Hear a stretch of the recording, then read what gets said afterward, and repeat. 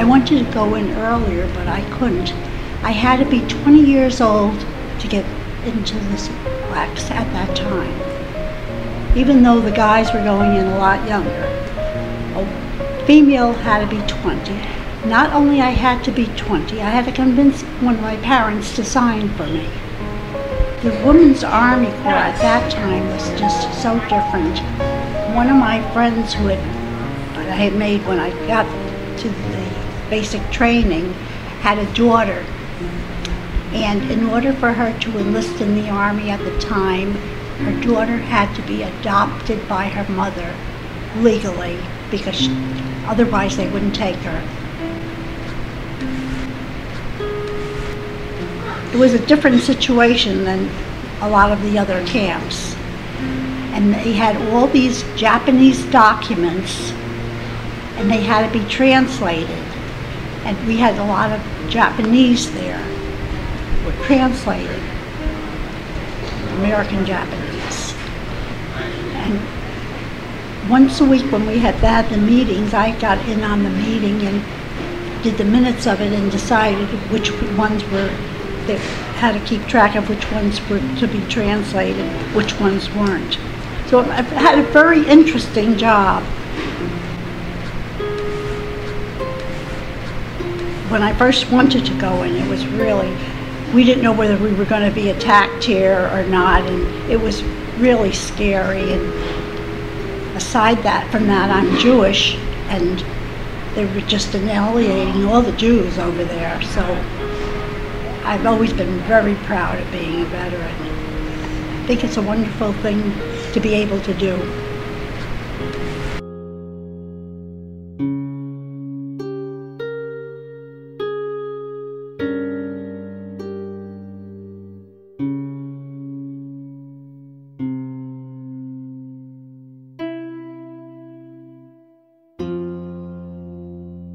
And so the basic question then was, if we went to war, that we would have been pulled on high alert, because the only strategic Air Force bomber group in the Pacific was the 19th Bombardment Wing, and that was stationed at my air base, North Guam Air Force Base. So as it turned out, everything calmed down. The Marines withdrew from Tsingtao on the Guam Peninsula in China, and it all calmed down.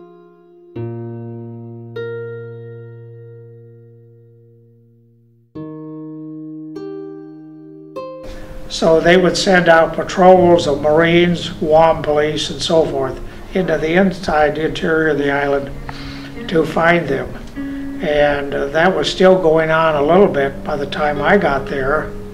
And probably the estimated, maybe there was 60, 65 fellows in there, Japanese soldiers, that they hadn't captured yet or brought in. And so one of the things that, but we figured that by 1947-48, they were pretty well harmless, because their rifles had rusted, they didn't have any ammunition, you know, and they were actually living as fishermen, really.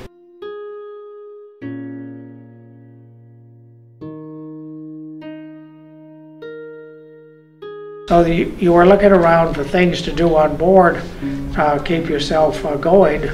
So I found out that you could work on the ship's paper.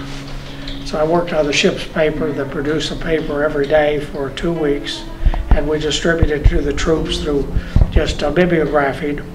And that led to the fact that I got a position when I got on Guam after I had completed my training in the skilled MOS, which was 784. That was Weather Observer MOS. I got a position as the public relations specialist for the 30th Weather Squadron, and that's the way I functioned then for the next year or so. Well, I flew to Saipan one day to Asleto Field in Saipan, and we were taking plywood off one of the older barracks there that wasn't utilized anymore, and bringing it back to Guam on our airplane. We flew up on a C-47. We looked down at Tinian, and we saw the 4 big strips for the main airfield on Tinian. There were 4 runways, all geared in toward the wind direction so the planes could take off or land. So I was interested in seeing that, mainly because that's where the Enola Gay, the B-29 bomber that took off for Hiroshima, where the atomic bomb took off from.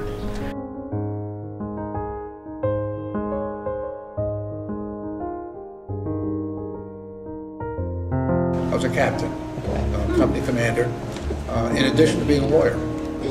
I was a prosecutor, defense counsel, military judge, and also in the Marine Corps, you are first and foremost a rifleman. You learn how to shoot, learn how to defend, you learn how to fight a war. And then you go on to a secondary occupation. Vietnam, you had to be prepared most of the time. There was always a command in the rear, if you will, the troops out in front fighting. When I first got there, I landed at Da Nang, a huge airport in Da Nang. Matter of fact, during the height of the Vietnam War, it was the busiest airport in the world for military and civilian aircraft coming in and out. And I was stationed there with the Marine Corps 1st Air Wing. And it was pretty good. It was pretty good duty. It was pretty good living. We had quarters that were used by the French in the Indochina War back in the early 50s.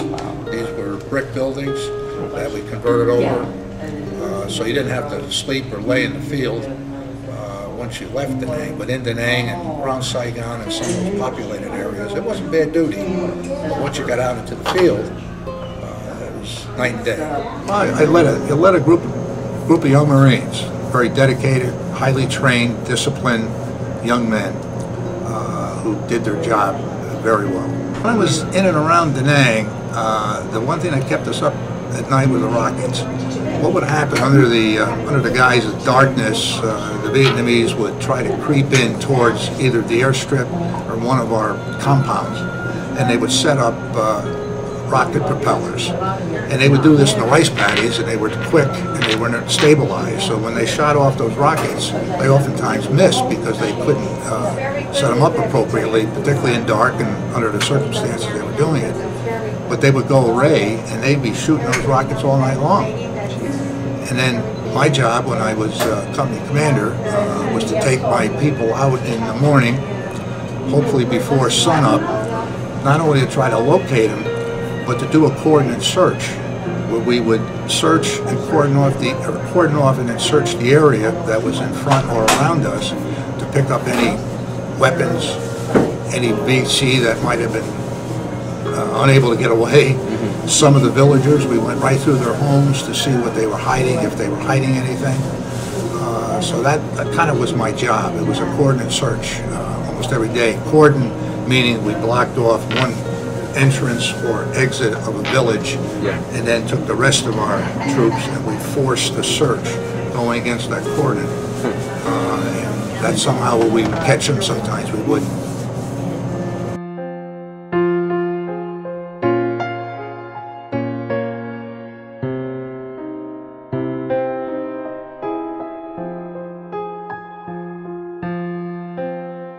It was kind of scary, I think, for a young person that had never really been involved in anything like that. I just wasn't faced with the possibility of this, going on, where the Russians were coming in and we were blocking them off, and they were saying you're going to go through, and we were saying no, you're not, and we blocked them from the water and we blocked them from the air, and things were tense. And John F. Kennedy was president at the time, and he said, do whatever you had to do. He told the bosses down there, the admirals and that, whatever it took. He says, they just don't let them through with those missiles.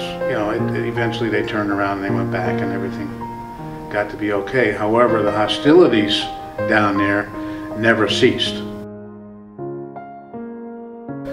When 9/11 first happened, I went about 54 days without a day off. And they were 12, 15-hour days. And a lot of these young people, as well as me, were working a lot of time, a lot of hours. They were away from home a lot. They were creating family problems. So, it was tough. A lot of people that joined the reserve system and that, many to get education benefits and things like that. Thousands of people worked their way through college on the GI Bill, obviously. They were pulled in. And we're talking about young people that were 17, 18, 19 years old And the most death that most of them have ever seen was like going to a wake. And now all of a sudden you have these young people that are faced with several thousands of people that have died and were just totally all over the area of where the towers stood. I've seen a lot of death and a lot of destruction, but never nothing in such a mass scale. So these people developed a lot of mental problems, some of them did, because they just had never seen that before. A lot of people were driving under these stressful conditions and they were damaging a lot of government property.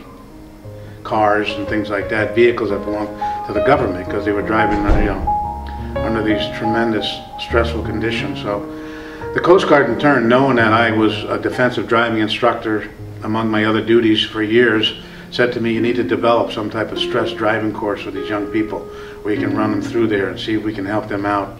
So I developed a course and I taught it at Wagner College on Staten Island to a lot of the younger military people, mainly Coast Guard people, but other people as well.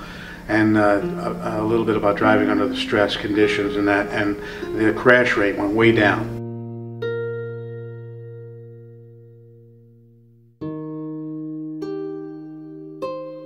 Probably one of the worst parts about that, it was all bad, but was just watching the amount of people. I just went to the fence line after it was fenced in and just cried at the fence.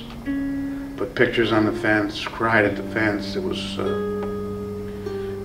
just, I don't know, there isn't any words to describe it. I myself lost a New York City police officer and a New York City fireman that was under my command in the Coast Guard Reserve there, which we never found their bodies as it was. We buried, I should say that I arranged the military end of their funerals with their families by burying an urn full of dirt from ground zero, because none of them were ever found anyplace.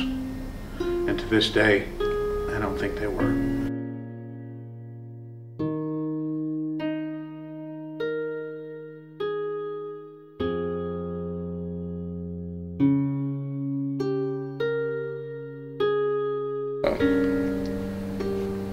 One of my most memorable experiences with Puller is going out on patrol, taking him out on patrol. He liked to go forward in the lines, and as a lieutenant colonel, he wasn't actually supposed to be on the forward lines, but he always wanted to go up to see what the men were doing on the line. And he called everybody old man. He'd say, "How you doing, old man?" to everybody on the line, and all the men knew him. They still knew him. And today I understand in the Marine Corps training and boot camp training, everybody says in the evening, "Good night, Chesty," wherever you are. Yeah, so he's quite many of the men who served with him, and there aren't many of us left, I guess, who did. And present Marine Corps all honors Chesty Puller as one of their greatest Marines.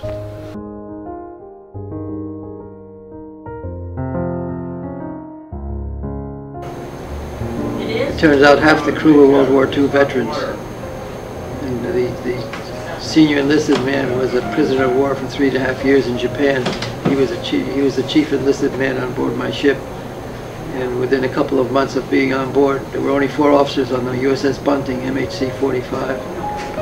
Within 3 months of being on board, I became the executive officer. So here I am, 23 years old, and half the crew are old enough to be my father, and we're World War II veterans. So it was a learning experience for the next 2 years for me.